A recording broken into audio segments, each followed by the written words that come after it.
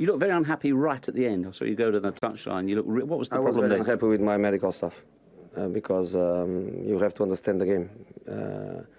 Even if you are a kit man, a doctor or a secretary on the bench, you have to understand the game, and you have to know that you have one player less.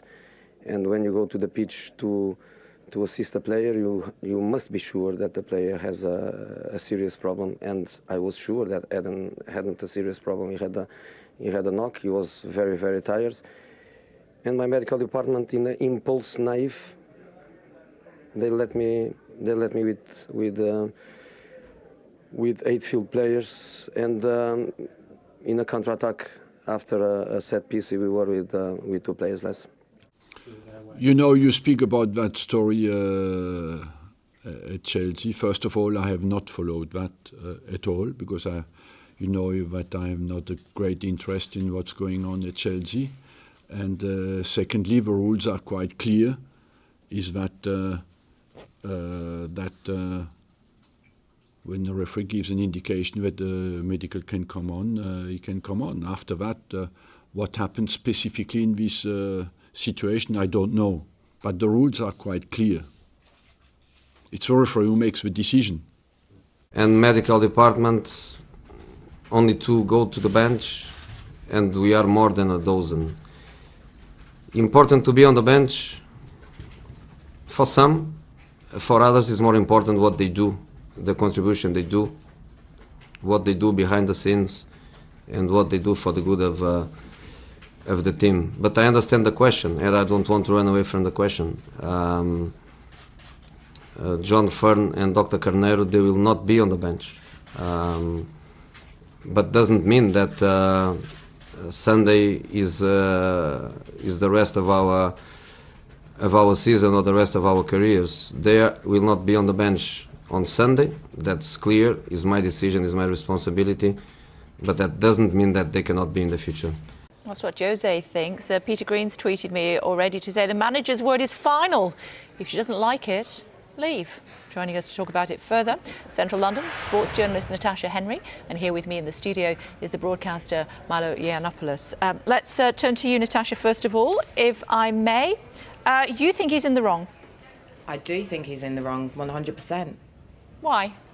I think I'm a big believer, if you have a problem with your staff, then you deal with it in-house first and foremost. And secondly, he needs to understand their job as much as they need to understand his. If the medical team hadn't gone onto the field, they would have been breaking rules of the British Medical Council. So would he rather that they didn't do their job and just abided to what he feels is right? Or would he prefer that they did their job and made sure that the health and safety of the player was the most important thing? Milo? I don't know, I have to take a slightly different view on this. I kind of get the impression behind a lot of the reporting here that people are trying to make this into slightly a gender issue. I'm not sure why we're really even hearing about it. I mean, thank God for the drama in football, because if it weren't for the drama in football, I mean, it would be so unutterably boring. Football is a game in any case for women and homosexuals. It's just so dull. It's the reason women's football is tolerable, because it's so close already to this incredibly boring thing.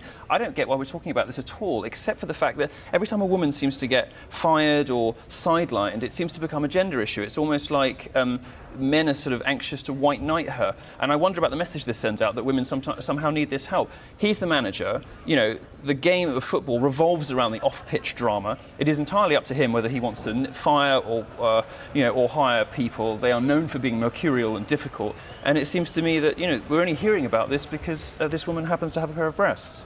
Natasha? Personally, I'm not buying into the he's sexist. That's not at all my issue with it. My issue with it is that she's a medically trained doctor, very, very well trained, very successful and experienced. And I just feel whether she was a man or a woman, that his attitude towards a lot of people is disrespectful. I just don't see how demoting someone is supporting them as a member of your staff. Now, if it came down to it, choices, Jose probably trained for 3 years to do his job. She trained for 8. So I think all medical staff, regardless of who they work for, deserve a bit more respect. Martin Turner's tweeted to Milo to say that Eden Hazard, who's the player on the floor, he surely should have known the rules as well. Why blame the doctor?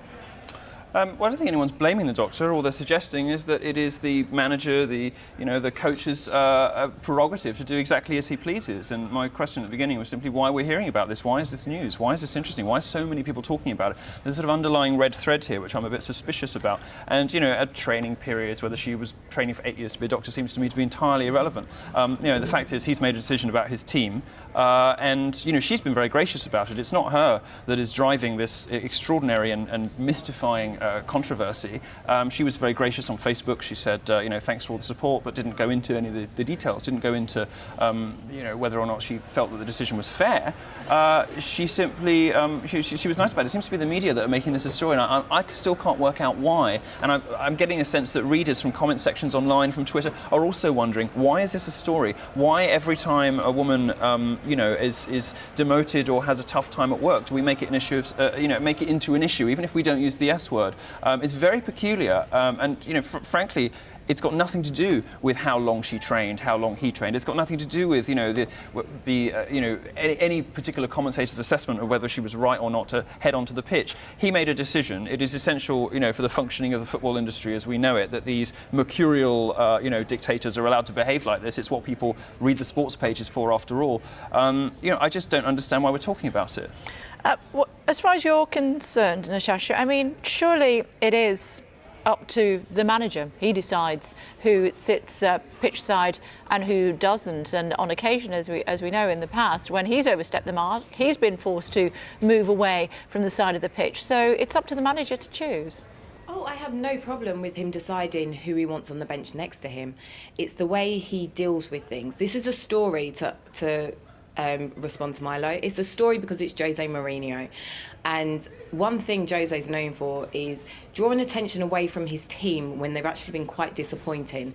We've seen him blame referees, the weather, lines people, even ball boys have been at fault when Chelsea haven't performed as they should do. And that's why it's a story. It's a story because rather than talking about the inability of his team, the current champions, to beat Swansea at home, he decided to explain to us why he was shouting at his medical staff. He could have said that. This is what people watch football for, isn't it? I mean, this is why people watch football. It's for all the hissy fits and drama. This is a sport for people who love a bit of drama. It's a sport for people who, aren't necessarily particularly interested in athleticism. I mean, it's a sport for people who perhaps aren't into really properly manly games like hockey, ice hockey, or American football. Okay, let me take you to the Emirates and let's see if people pay more attention. It's a sport for people who live for off-pitch drama. And that's what they live for.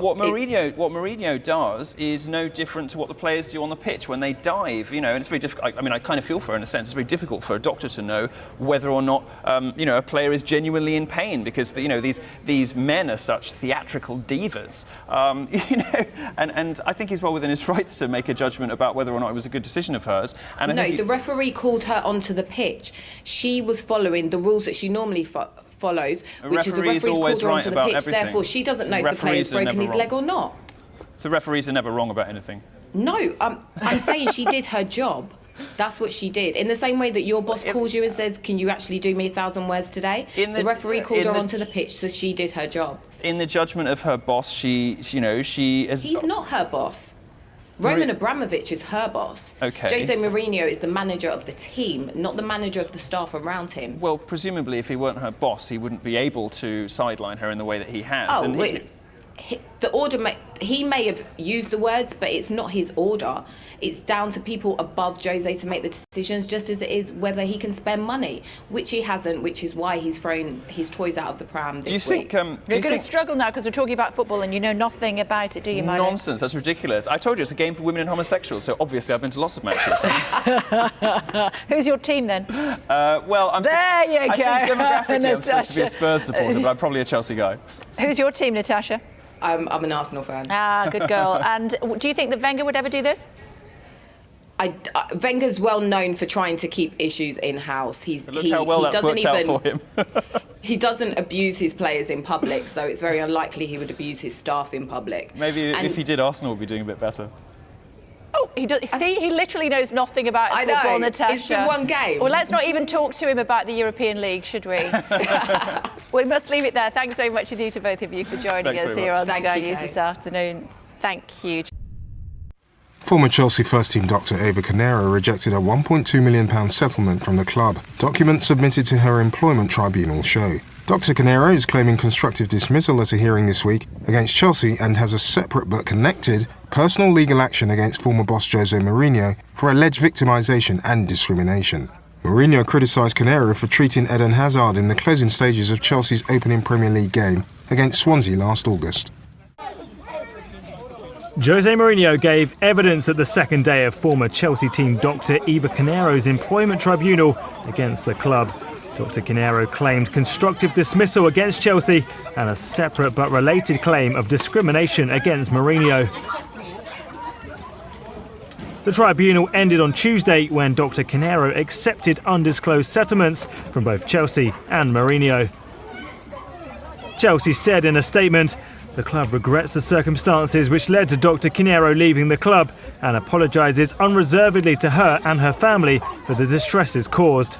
We wish to place on record that in running onto the pitch, Dr Carneiro was following both the rules of the game and fulfilling her responsibility to the players as a doctor, putting their safety first. Jose Mourinho also thanked Dr Carneiro for the excellent and dedicated support she provided as first-team doctor and wishes her a successful career.